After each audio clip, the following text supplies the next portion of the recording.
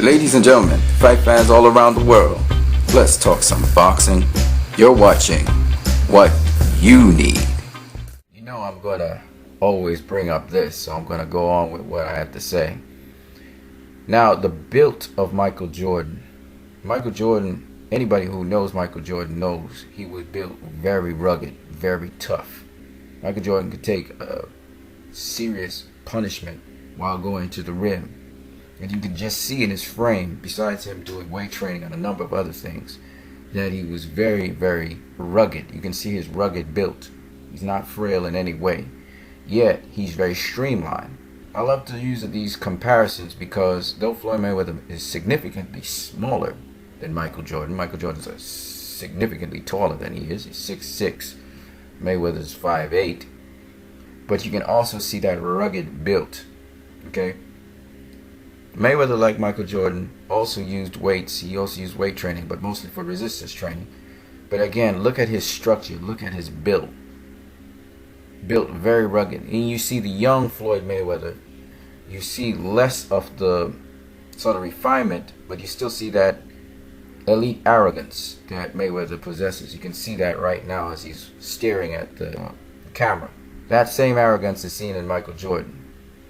But it's not an arrogance where the person is being undignified to other people. It's not an arrogance where he's trying to destroy other people with his arrogance. What he is a sort of eliteness where the athlete sees themselves above any other person in their particular discipline. When it comes to the sport of boxing, when it comes to the sport of basketball, these athletes believe they are superior to other athletes, not just because inherently they're superior or genetically they're superior, no, but because they work harder than any other athlete. He's almost looked like a young Pharaoh here. Same for this one. There's a certain very high level of confidence and command in what is about to happen that you're seeing in both of these fighters' face.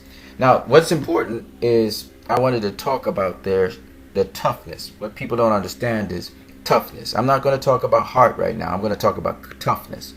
Now, there's a difference between toughness and conditioning. Conditioning is where you have been well conditioned to face what you need to face, but there is a toughness in both of these guys. If you look at Floyd Mayweather, you can see the toughness in him. You can also see that toughness in Michael Jordan. And the toughness I'm speaking about is this.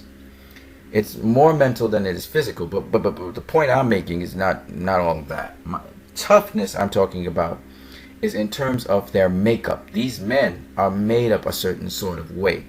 Their personality is that kind of personality that as things get more difficult or more challenging, these men work out and crystallize the situation to work around the difficulty or challenge. So Floyd Mayweather and Michael Jordan's toughness is a different kind of toughness. It's not a head-on toughness. You know, a Mexican fighter, he's tough mentally in that he can take blows and he can give back blows. That wasn't Michael Jordan. That wasn't Floyd Mayweather. Their mental toughness was, I'm going to overcome this obstacle, but I'm going to do it with finesse, with style. I'm doing it for the camera to see. At the same time, I'm going to go around it. Michael Jordan circumvented his obstacles. He had to jump above the guys who were blocking him, or he would maneuver his body and his hands around them. That's the same kind of toughness that Floyd Mayweather has. He would circumvent his obstacle. If he got hit in the head by Shane Mosley, he would walk to Shane Mosley, but he would do it with intelligence to smother his punches, to take away that aggressive nature Shane Mosley had and calm him down, then provide his offense. He would circumvent, he would go around the obstacle. That's Floyd Mayweather. He's not going to come straight at you. He's going to go around you. You understand what I'm saying? Now, the other thing with both fighters that, again, is very Jackal-like, reminds me of Guillermo Rigondeaux to some degree, is that they picked the moment of vulnerability in their opponents to exploit that and maximize it and to basically take over their will, to enslave their opponent with their will. For instance, Floyd Mayweather, when he was fighting Marcus Maidana, the first fight, he began to take over that fight at the end of the 5th round into the 6th round, if you were paying attention.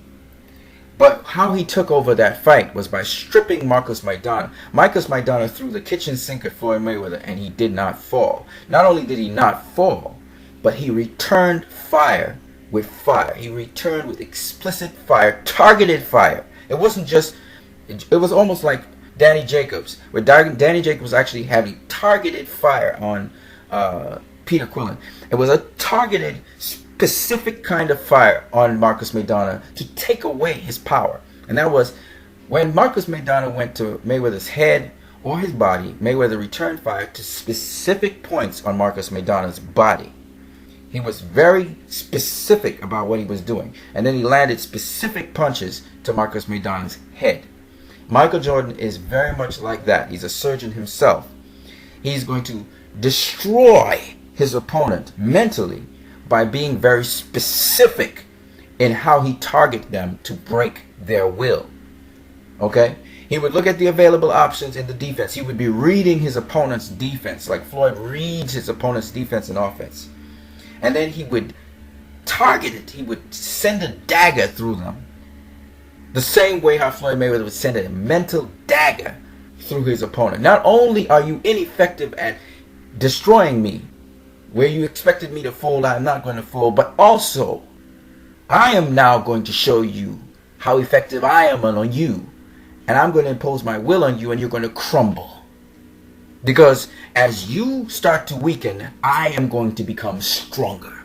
And this is a very key point. It's a searing knife. It's a deadly mental weapon that Mayweather and Michael Jordan had against their opposition, to slow them down, to take away their offense, and then to completely cripple them by showing them that they could exploit their defense at any point in time. And as their conditioning starts to fade, as Mayweather would say, as they start to slow down, he would laugh because he knows, I got them now. And then he would play his mental games with them. So you have to understand, this is the kind of person Michael Jordan and Floyd Mayweather were. And this is what makes him so deadly in boxing. That's why I said again, Floyd Mayweather is the best ever boxer you will ever find. Up to this point in time. I'm sure there will be better that will come. But at this point in time, none of the boxers before him, even Sugar Ray Leonard, who was a brilliant also. He was a brilliant, he played mental games with his opponents as well. But Floyd Mayweather took it to a whole nother level. It wasn't just about skills. It wasn't just about tactics. He was in there to crush you mentally. And even when you came out and you thought you were victorious, no, you fell short of the mark. But you're just happy that you survived and you made it through 12 rounds with this man. Or you didn't look like a complete idiot and you gave it your all. Or you thought your all. And I think that for some guys is a mental victory. You're fighting against so much when you go up against these guys. So much you're going up against.